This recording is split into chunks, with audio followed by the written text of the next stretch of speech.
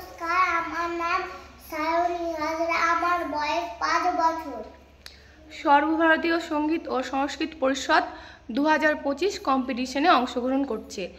বিষয় হচ্ছে লোকনৃত্য বিভাগ ক। শিক্ষিকার নাম প্রিয়াঙ্কা লালা।